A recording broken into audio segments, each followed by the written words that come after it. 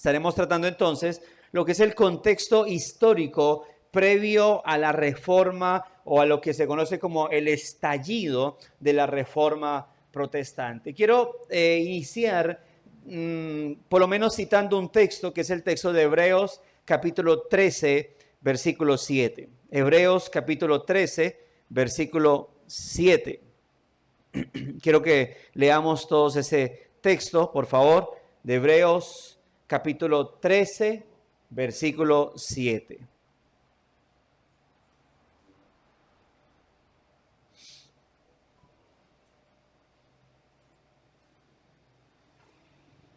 Hebreos capítulo 13, versículo 7, ¿qué dice? Quien lo tenga, por favor, puede leerlo. Acordaos de vuestros pastores, que os hablaron la palabra de Dios. Considerad cuál haya sido el resultado de su conducta e imitad su fe. Así es. Ahora, lo cito, si bien es cierto, obviamente, que el escritor a la carta a los hebreos, obviamente está citando, está recordándole a esta iglesia, obviamente, que recuerden los pastores anteriores. Yo quiero citarlo en el contexto de la Reforma Protestante, pues si bien, obviamente, los anteriores prerreformadores, estamos hablando ya incluso de atrás hacia 1500, obviamente no tuvieron nada que ver con nuestra vida eclesial, no fueron pastores de nosotros, pero sí fueron hermanos que hicieron obviamente esa labor pastoral de enseñar la palabra del Señor, hicieron esa labor pastoral de instruir al pueblo de Dios, de exhortar, de amonestar al pueblo de Dios. Por lo tanto, obviamente creo que aunque no hayan sido nuestros pastores a manera personal, de manera directa, podemos decir o podemos acordarnos de ellos, obviamente los cuales también hablaron la palabra del Señor,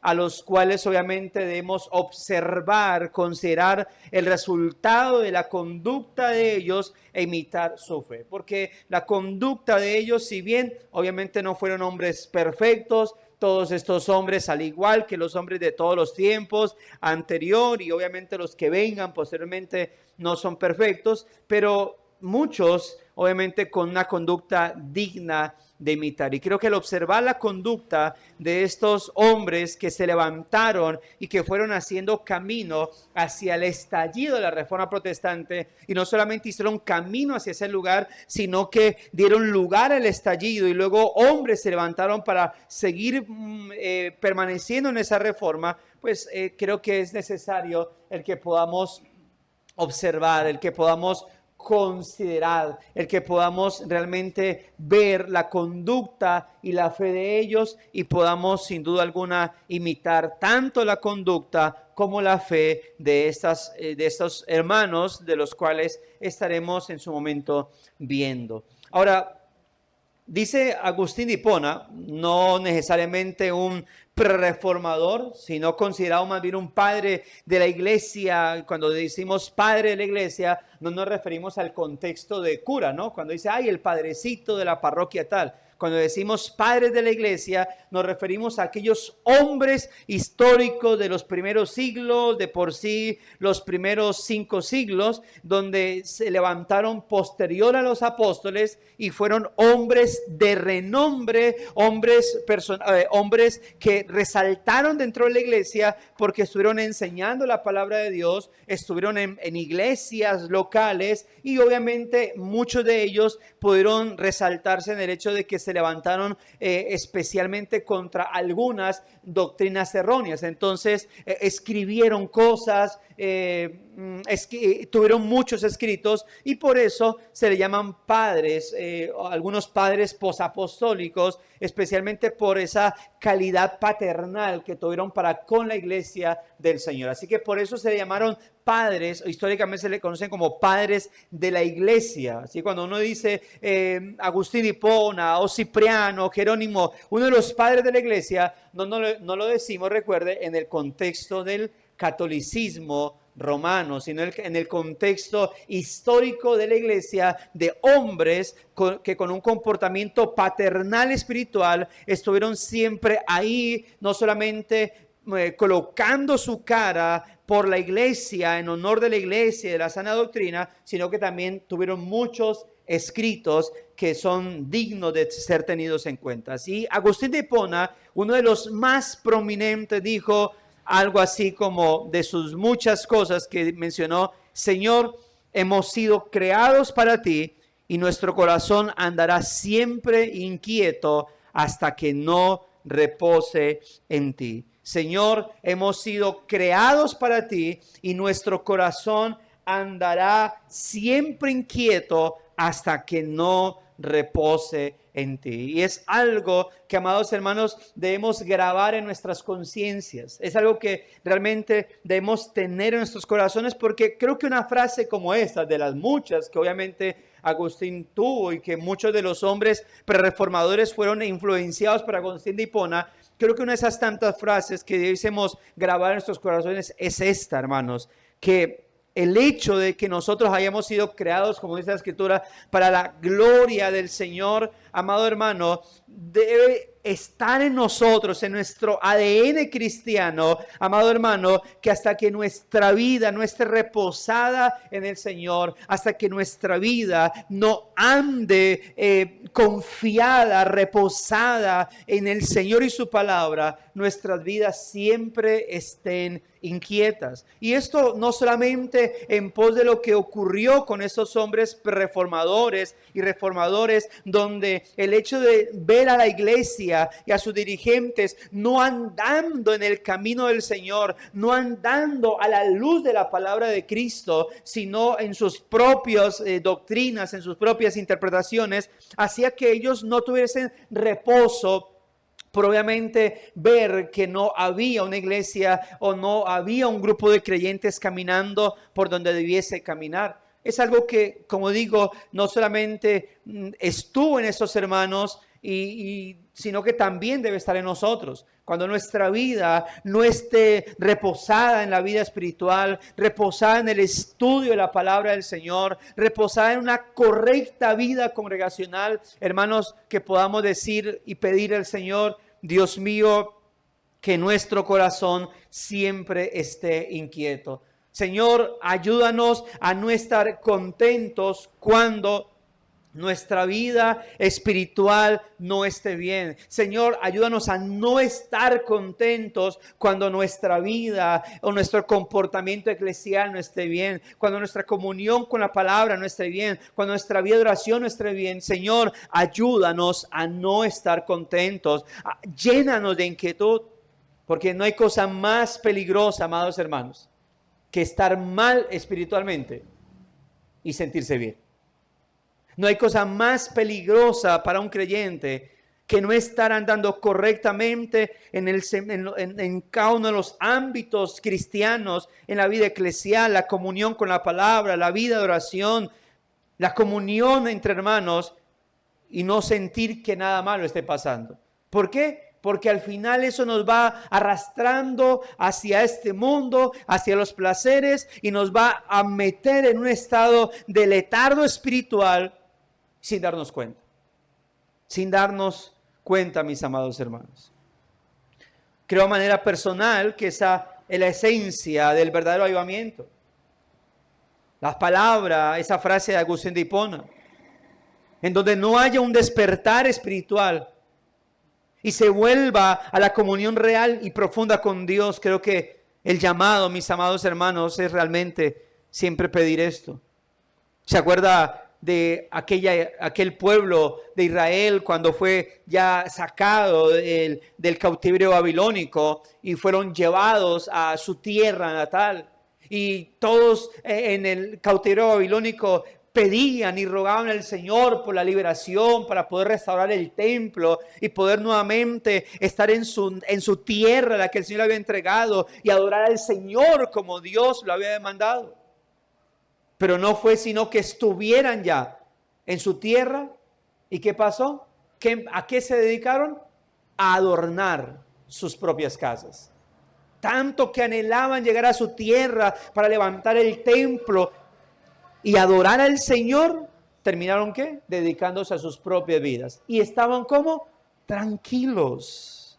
Tanto que Ageo, dice la palabra, dice la Escritura, en Ageo que el Señor tuvo que despertar el espíritu no solo del pueblo, sino también de Zorobabel, gobernador de Judá, e incluso de Josué, sumo sacerdote. ¿Para qué? Para que nuevamente se dedicaran a llevar a cabo sus cosas. Cosas que obviamente los tenían en un no solamente mal estado espiritual, sino que todo no les salía bien. Y la pregunta de ellos era, ¿por qué nos va tan mal? Y el Señor tiene que intervenir. Cosas como estas, amados hermanos, esos llamados a avivamiento, porque eso fue la reforma protestante, eso fue el despertar de la reforma, un avivamiento genuino en donde la gente se volcó a la palabra. Lamentablemente, por la influencia pentecostal y neopentecostal y carismática, ¿qué es avivamiento? Es un culto donde la gente empieza a temblar, donde la gente empieza a gritar, donde la gente se cae. Hace poco estuvimos hablando de esa ciudad por allá, no sé en qué país, donde había un avivamiento, no recuerdo el nombre de Osville, sí. ¿Y por qué? Porque los muchachos todo el tiempo estuvieron cantando y cantando y cantando y no paraban de cantar y predicar y cantar y cantar y llorar y llorar. Y la pregunta es, ¿y a dónde están esos muchachos? ¿Qué fue de eso? Porque todo avivamiento al final que produjo, sino iglesias, ¿qué avivamiento al final que produjo? Sino un amor por la palabra del Señor y un permanecer en ella.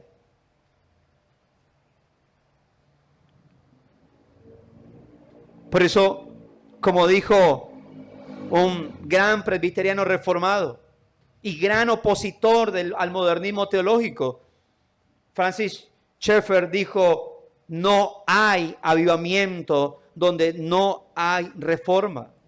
La reforma protestante es algo que lamentablemente, digo lamentable, porque aún dentro del ámbito cristiano se ha perdido. La reforma es algo a la cual la iglesia constantemente debe estar llamando.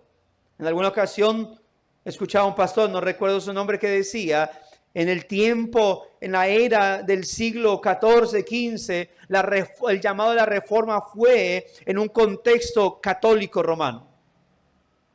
Ahora el llamado a la reforma es en un contexto evangélico, porque son los evangélicos los que hoy en día han abandonado la palabra del Señor.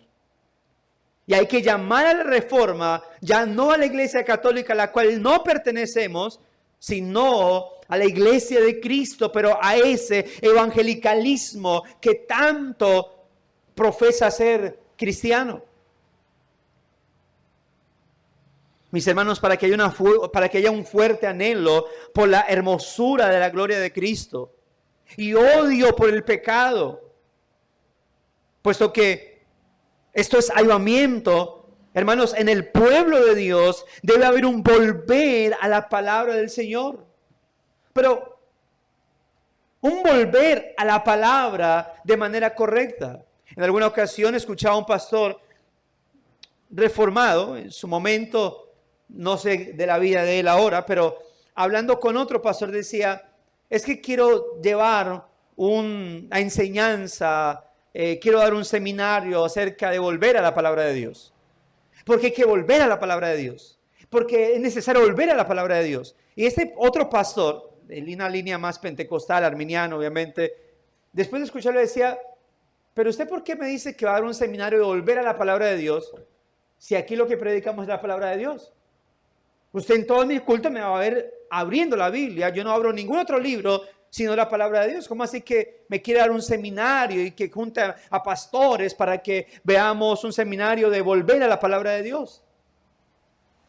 Bueno, en ese caso obviamente puede intervenir y hacer referencia más bien a volver a una palabra contextualizada, un volver a escudriñar la palabra, pero de forma contextualizada, donde empezamos a hablar acerca de la predicación expositiva y de la importancia de lo que es estudiar la palabra de una manera contextualizada y expositiva, donde los sermones no sean aislados de sus otros sermones, no sean aislados del contexto de la palabra, sino hacerlo. Y hacíamos la pregunta, ¿qué libro de la Biblia, qué libro del Antiguo Testamento o qué escrito del Nuevo Testamento usted ha dado de principio a fin?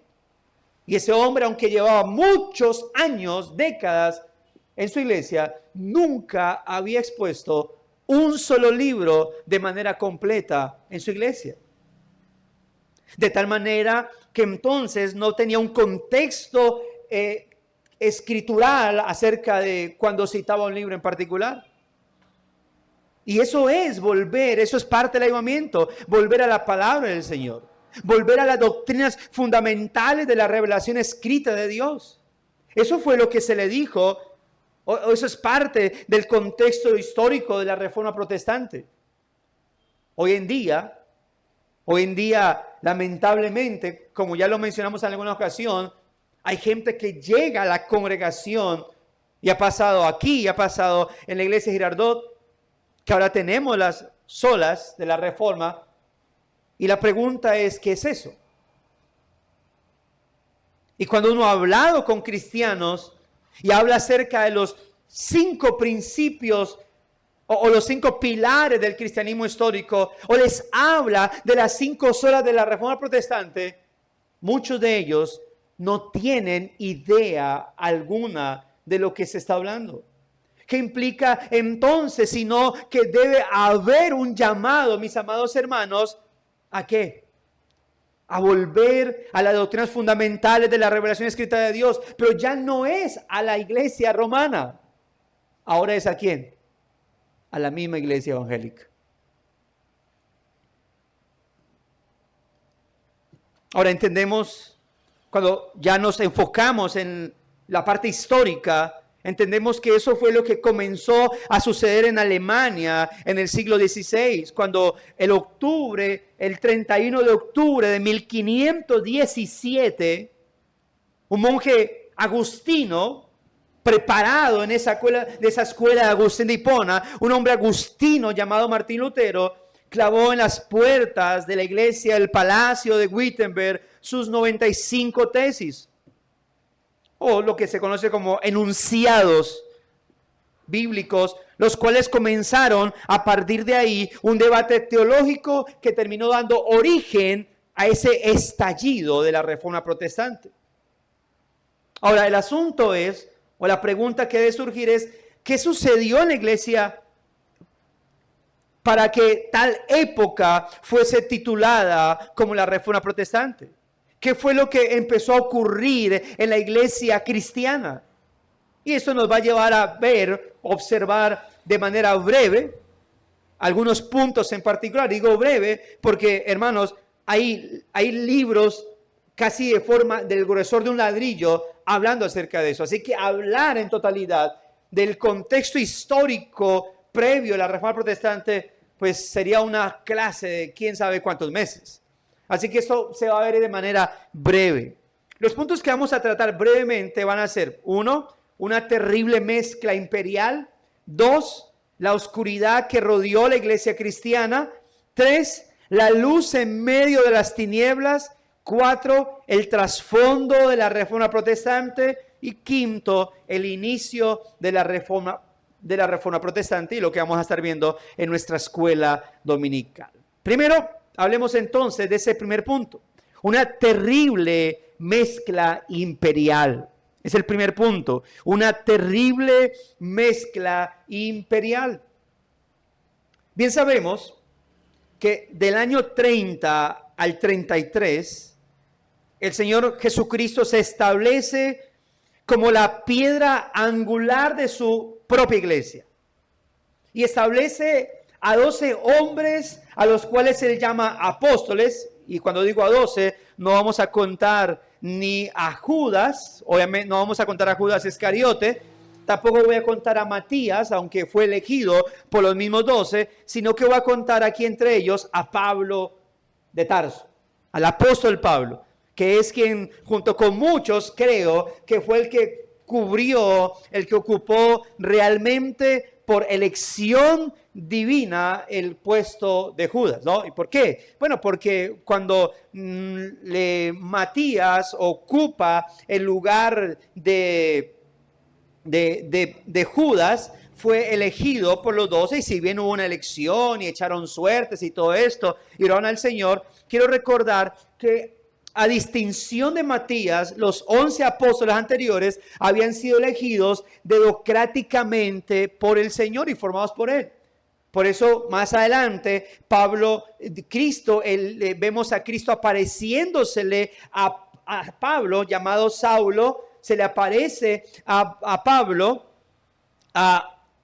obviamente Cristo ya resucitado, se le aparece a Pablo, lo convierte a sus caminos, y luego lo vemos durante 3 años apartado, no sé exactamente en aquel lugar, pero siendo enseñado por el Señor. Y luego sale de ahí ¿a qué? A trabajar junto con la iglesia en su labor apostólica. Ahora, todo esto para que del año 33 hasta el año 100 aproximadamente, 95 podemos decir, obviamente después de Cristo, se dé lugar a lo que es la iglesia apostólica. Por eso uno habla de la era apostólica de la iglesia. ¿Y cuál es la era apostólica de la iglesia? Sino la era en la cual los apóstoles estaban presentes. Y hay que mencionarlo así, es muy distinto a cualquiera de las otras eras posteriores. ¿Por qué? Porque no es lo mismo decir, estamos en la era donde los apóstoles del Señor están presentes entre nosotros, hablándonos la doctrina, y luego decir, ya no tenemos a los apóstoles, ahora están con nosotros los pastores, los cuales obviamente hablan con base a lo que los apóstoles enseñaron. A diferencia de los apóstoles, ¿qué hacían? Hablaban las palabras de Cristo, y ellos podían establecer doctrinas a la luz de la palabra del Señor bajo inspiración divina. De ahí para adelante, luego que mueren, ya nadie más puede decir, vengo a establecer esta doctrina, pero eso nadie lo habló, no importa, vengo a establecerla. No, ahora ellos tendrán que hablar es a la luz de lo que Cristo dejó a través de los apóstoles. Por eso hablamos de la iglesia y su era apostólica, que tiene que ver con ¿qué? Desde el año 33 hasta aproximadamente el año 100 después de Cristo. Por eso mismo, ¿no? Apostólica, porque durante ese tiempo fueron los apóstoles los encargados de plantar las iglesias, establecer ancianos para cada iglesia y así cumplir con el mandato de la Gran Comisión. Recordemos que fueron ellos, o en este caso Pablo, quien estableció cuáles serían los requisitos para ¿qué? Para poder determinar quién sería un pastor, un diácono, cómo sería formada la iglesia. Fueron los apóstoles los que escribieron de tal manera que hoy en día sabemos cómo una iglesia cristiana debe ser llevada a cabo. Cuando ya han fallecido todos los apóstoles, quedan entonces las iglesias establecidas. Y para mencionar esto de manera histórica, para tenerlo en cuenta, aunque ya lo sabemos muy bien, espero, pero luego de que fallecen los apóstoles, históricamente nadie ocupa el cargo de apóstol. Es decir, ellos tuvieron discípulos, ellos tuvieron seguidores a los cuales le enseñaron, y ninguno de ellos históricamente dijo, como murió mi apóstol, ahora quedo yo como apóstol. O como murió el apóstol, él me dijo que yo iba a ser el apóstol. Históricamente eso no aparece en ningún lado. Es ahora, en 1900, donde tenemos disque apóstoles. ¿Sí? Y por eso, si bien la Escritura dice que la iglesia está establecida sobre el fundamento de los apóstoles, y que Cristo instituyó apóstoles sobre la iglesia, ¿de cuáles apóstoles está hablando? De los de él. Así que cuando dice que la iglesia está establecida sobre el fundamento apostólico, no significa que la iglesia hoy en día tiene que tener los 5 ministerios, como dicen ellos. No, simplemente nosotros somos una iglesia apostólica. Pudiésemos colocar en el letrero, decir, Iglesia Bautista Apostólica Sublime Gracia. ¿Por qué no la colocamos? Para que no nos confundan con las iglesias hoy en día. Pero somos una iglesia apostólica, ¿en qué sentido? Estamos fundamentados sobre los escritos apostólicos. Somos una iglesia profética. ¿Por qué? Porque aquí yo le puedo decir lo que le va a pasar a usted. Nada. Somos una iglesia profética porque estamos fundamentados sobre los escritos proféticos, el Antiguo Testamento. Eso ya hemos hablado en otras ocasiones. Así que cuando ya han fallecido todos los apóstoles, quedan las iglesias establecidas y los discípulos de los apóstoles encargados de expandir los escritos apostólicos y evangelísticos que se habían dejado para la iglesia de Cristo. A esta iglesia fue a la que se le conoció como la iglesia primitiva. Note, la iglesia apostólica hasta la era del año, el año aproximadamente 100 después de Cristo, y a partir de ahí, cuando ya no están los apóstoles, es lo que conocemos como la iglesia ¿qué? Primitiva. ¿Por qué primitiva? Se refiere a la iglesia de los primeros siglos. Sé que el término primitivo, cuando dice, uy, eso es primitivo, es porque, eso es viejo, anticuado, para desechar. No, en este caso, primitivo es porque es la iglesia primera. Obviamente, inicia con la iglesia apostólica, de la era apostólica, pero primitiva es porque estamos ya en la era de la iglesia de los primeros siglos. Esta iglesia, en medio de la persecución romana, se sostuvo por la gracia de Dios desde el año 100 después de Cristo hasta el año 313, más o menos. Y en este año fue un año de terrible persecución. Muchos perseguidores césares estuvieron persiguiendo atrozmente la iglesia. Ahora, ¿por qué decimos que esto fue una persecución hasta el año 313 después de Cristo? Porque en este año 313, Constantino, el gran Constantino, tras 8 años de fuertes batallas por subir al trono imperial como emperador romano, logra obtener lo que se conoce como una extraña victoria. ¿Por qué? Bueno, los dos rivales más poderosos de ese entonces eran Maxencio y Constantino, y los dos romanos, cuyos ejércitos se enfrentaron en lo que se conoce históricamente como el puente Milvian sobre el Tíber, a 17 kilómetros de Roma. Tuvieron terribles enfrentamientos. ¿Quiénes? El ejército de Maxencio y el ejército de Constantino. Maxencio representaba el elemento pagano y perseguidor del cristianismo. Él quería seguir con esa secuencia, detestando de parte de Roma a todos los cristianos. Mientras que Constantino era ese emperador o esa autoridad militar romana que de alguna manera quería llegar a un estado de amistad con ellos. Obviamente él no se profesaba como cristiano. Y dice la historia al respecto que él afirmaba haber visto en el cielo en algún momento dentro de ese tiempo de guerra, afirmaba haber visto en el cielo una cruz luminosa. Una cruz, dice que se le apareció una luz y que una cruz y que junto con esa cruz se le apareció con letrero, Hoc signo vinces. Son palabras en latín. ¿Quién tiene don de interpretación aquí?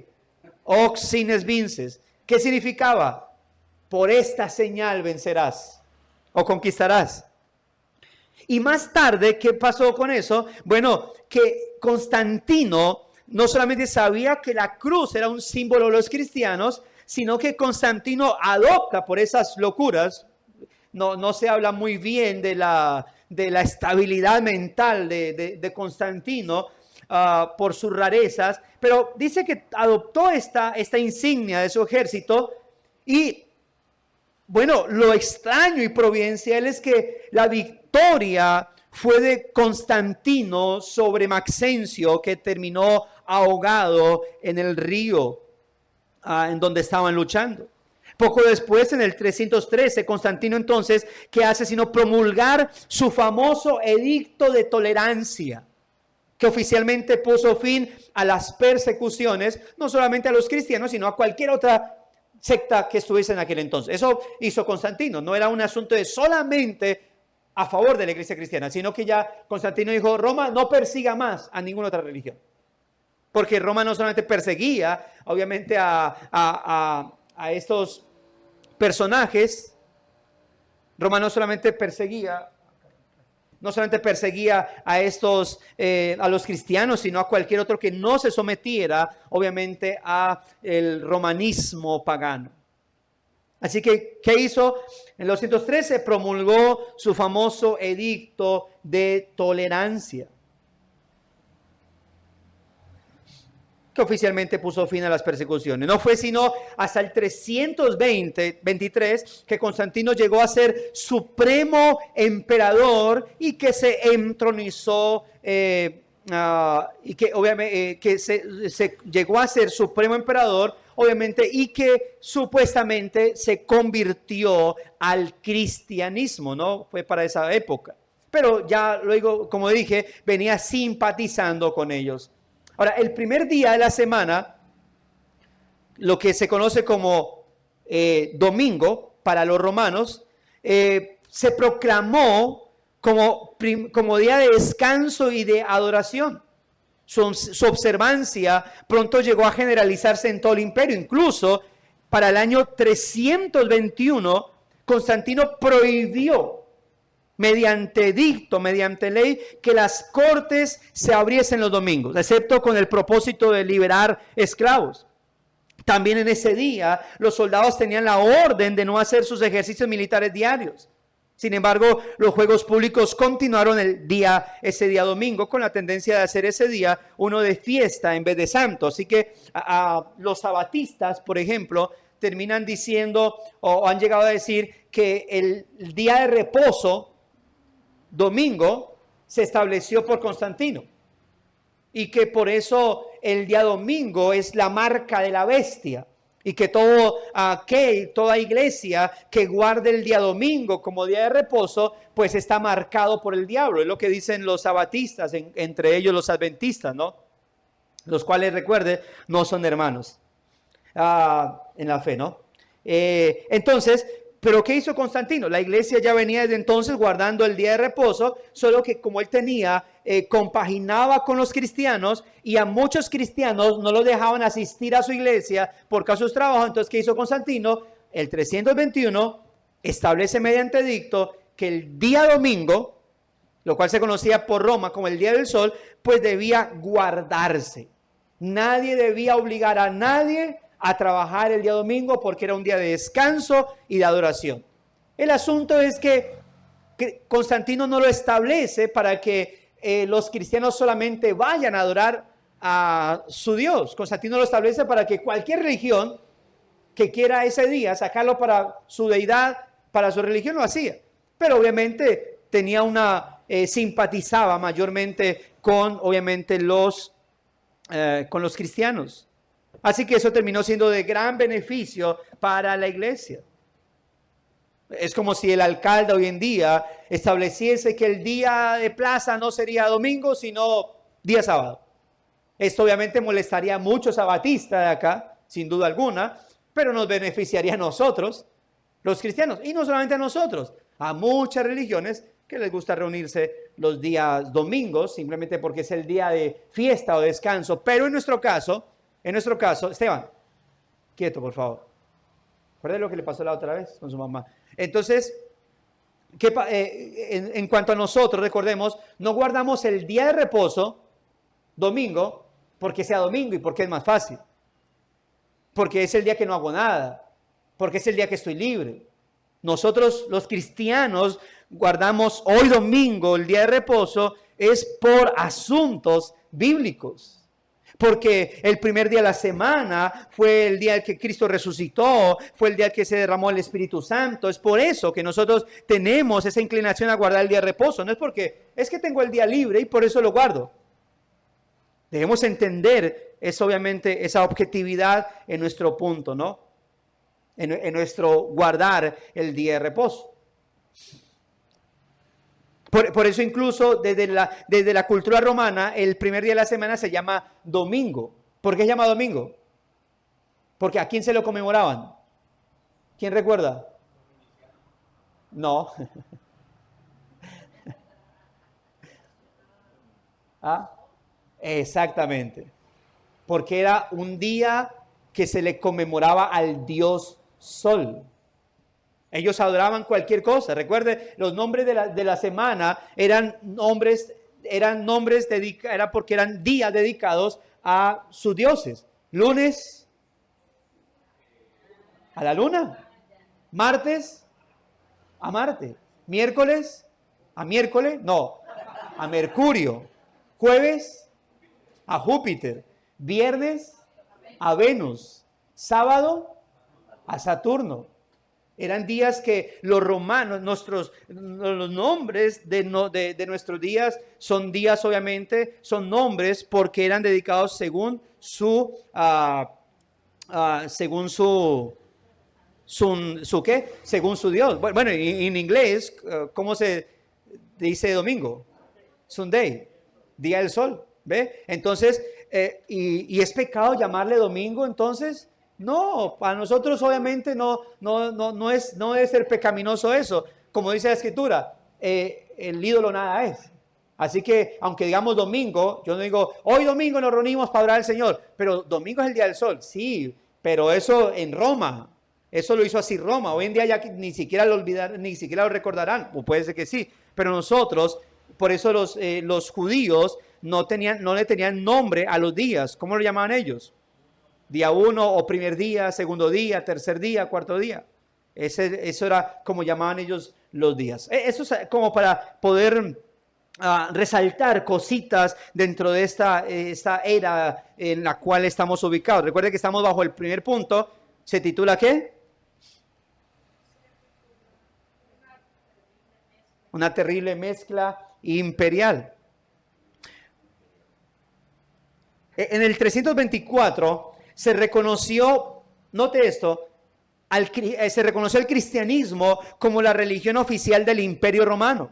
Y un emperador cristiano ejercía autoridad suprema con una corte de cristianos profesantes a su alrededor.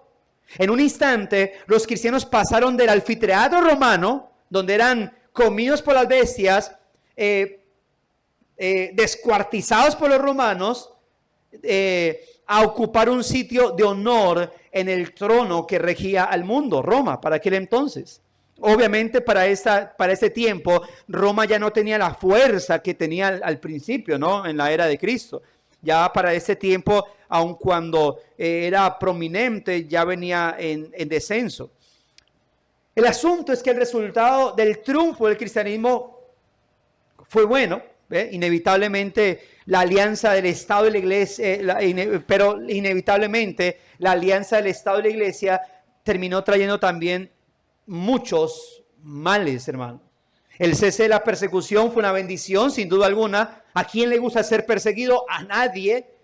Fue buena, sin duda alguna, una bendición. Pero el establecimiento del cristianismo como religión, y esto promulgado de parte de Roma, lamentablemente terminó convirtiéndose en una maldición. Todos procuraban ser miembros de la iglesia y a casi todos lo recibían, tanto los buenos como los malos. Es simplemente antes en la era cristiana, si tú querías ser cristiano, ¿cómo demostrabas que querías ser cristiano? Diciendo, creo en Cristo, me quiero bautizar. Y el que se hiciera bautizar sabía que podía terminar ¿cómo? Muerto. Para esta era, todo el mundo quería ser cristiano. Era de moda. Yo quiero unirme. Los hipócritas que procuraban ganancia personal se apresuraban a ingresar en la comunión. Hombres mundanos, ambiciosos, sin escrúpulos, buscaban puestos en la iglesia para obtener influencia social y política. El tono moral del cristianismo en el poder ya era mucho más bajo que el que había distinguido a la misma gente bajo el tiempo de la persecución. Los servicios de adoración aumentaron en esplendor, pero eran menos espirituales y sinceros que de los tiempos anteriores. Las formas y ceremonias del paganismo gradualmente se fueron infiltrando en la adoración de la iglesia. Algunas de las antiguas fiestas paganas llegaron a ser fiestas de la iglesia con cambio de nombre y adoración. Alrededor del año 405, en los templos comenzaron a aparecer, a adorarse y rendirse culto a las imágenes de santos y mártires. Bueno, esto ocurrió debido a que como Constantino establece la religión cristiana, el cristianismo como religión ahora de Roma, esas sectas empiezan a desaparecer. Los templos de las sectas empiezan a quedar vacíos. Para entonces, las iglesias, ¿dónde se reunían? En las casas, en los patios, en cualquier lugar se reunían. Los templos eran cruciales o exclusivos, obviamente, de los paganos. Así que cuando los templos quedan vacíos, ¿qué hacen con los templos? Se los ceden a los cristianos. Y los cristianos empiezan a reunirse en templos. Y no estoy diciendo que sea malo reunirse en un templo y que por eso nos reunimos en una casa. Ya aquí es un asunto de economía, ¿no? Pero eso empezaron a hacer ellos. El asunto es que las imágenes no las sacaron. Y esto me lleva a recordar a la era de la iglesia, del pueblo de Israel, cuando los reyes, ¿qué hacían con las imágenes? Las tumbaban, las destrozaban. Pero estos cristianos dejaron las imágenes. ¿Por qué? Por una verdad. Pero eso trajo consecuencias. ¿Cuál fue la verdad? Déjenla ahí, porque el ídolo nada es. Así que no les prestemos atención. Eso no importa para nosotros, aprovechemos el lugar. El asunto es que esas imágenes empiezan a convertirse como en esa idea bueno, ya que está la imagen ahí, pues coloquémosle un nombre. Digamos que representa a fulano de tal. Y así, entonces, la estatua que en algún momento fue un ídolo de tal cosa, digamos algo así, pues digamos que representa a Pablo. Digamos que representa a Pedro, digamos que representa esto o aquella. Y así entonces, mira, la representación de Pablo, por decir así. El asunto es que esas estatuas que al principio no eran nada, que luego de no ser nada, terminaron representando algo, posteriormente terminaron siendo ¿qué? Adoradas, ídolos. Obviamente la iglesia romana no llama ídolos a sus imágenes. Porque para la iglesia romana, ídolos son dioses de otros lugares que son paganos. Para ellos, las imágenes son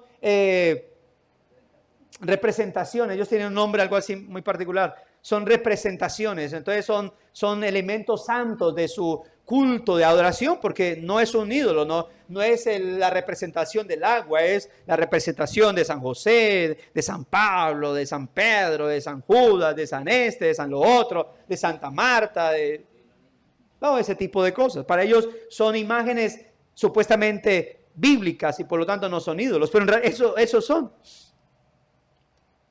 Posterior a eso, la adoración de la Virgen María sustituyó ¿a qué? A la adoración de la diosa Venus y la diosa Diana en otros lugares. La cena del Señor llegó a ser un sacrificio en lugar de un acto recordatorio, de un acto simbólico que recordaba reverentemente el sacrificio del Señor. El anciano evolucionó de predicador a sacerdote. El obispo, que era el mismo pastor y anciano, se convirtió en un hombre con mayor jerarquía espiritual por encima de todos, y así sucesivamente. Así que debido al poder ejercido por la iglesia, ya no se veía el cristianismo que transformaba al mundo a su ideal, sino ahora el mundo que dominaba la iglesia. El sistema de Roma había penetrado en la iglesia. De esta manera, y lamentablemente, a la humildad y la santidad de la época primitiva le sucedieron ¿qué? La ambición, el orgullo y la arrogancia entre los miembros de la iglesia. Y solo por la gracia de Dios, hermanos, solo por eso, aún en medio de esa terrible mezcla con el imperio romano, había muchos cristianos de espíritu puro, como Mónica, la madre de Agustín, ministros fieles como Jerónimo de Estridón, como Juan Crisóstomo, muchos más que podemos mencionar. Sin embargo, la ola de mundanalidad, de sincretismo, es decir, de empezar a reunir cualquier cosa se viniera, avanzó sobre muchos de los que profesaban ser discípulos del Señor. La iglesia y el Estado de Roma llegaron a ser una sola cosa cuando el imperio adoptó el cristianismo como la religión oficial. Y de esa unión forzada surgieron dos males. Uno en las provincias orientales y otro en las provincias occidentales. Dos males. En Oriente, las provincias orientales, el Estado dominaba de tal modo a la iglesia que ésta perdió toda su energía y vida. En Occidente, como vemos, la iglesia usurpó poco a poco el poder al Estado. Como resultado, ya no había cristianismo, sino una jerarquía más o menos corrupta que dominaba las naciones europeas y que convirtieron fundamentalmente a la iglesia en una maquinaria política. Por eso el Vaticano de Roma hoy en día se considera como una ¿qué? Nación. Pero ¿qué pasó? Todo esto por la mezcla. Por eso uno dice, bueno, gloria al Señor por la pasividad, porque no nos persigan, pero detrás de todo eso, ¿qué hay? Es un llamado, mis amados hermanos, a cuidarse de vender nuestras verdades, de cambiar esto por aquello. Está bien, sin duda alguna.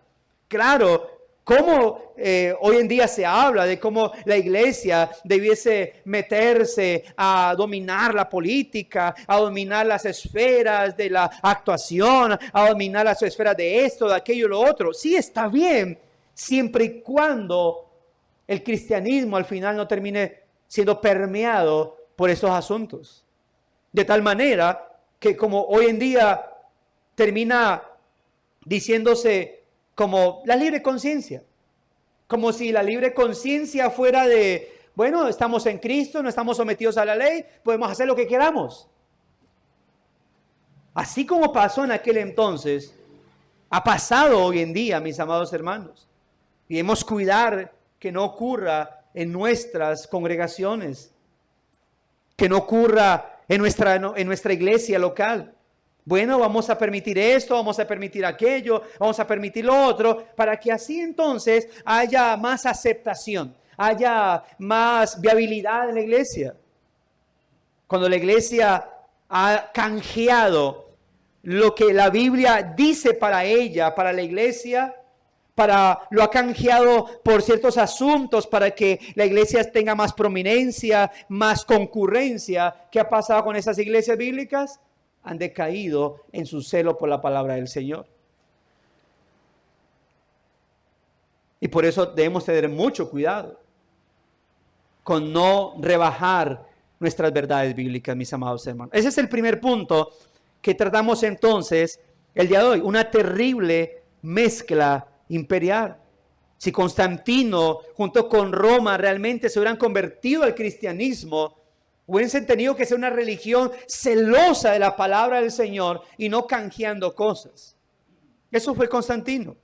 Alguien que tuvo contento a los cristianos, por un lado, aceptando el cristianismo, y por otro lado, teniendo contento a los romanos, permitiendo ciertas cosas, porque pues igual era el emperador de Roma. Yo no puedo decir que Constantino no fue un cristiano. Tampoco puedo decir que lo haya sido, por ciertos asuntos. No sé si en este punto alguien tenga alguna pregunta o algún aporte en particular que pueda hacerlo. Y terminamos aquí nuestra primer punto de la escuela dominical, haciendo un recuento, mis amados hermanos, del trasfondo histórico de la Reforma Protestante, empezando con este punto, ¿no? Una terrible mezcla imperial, hablando de la iglesia primitiva o los primeros siglos.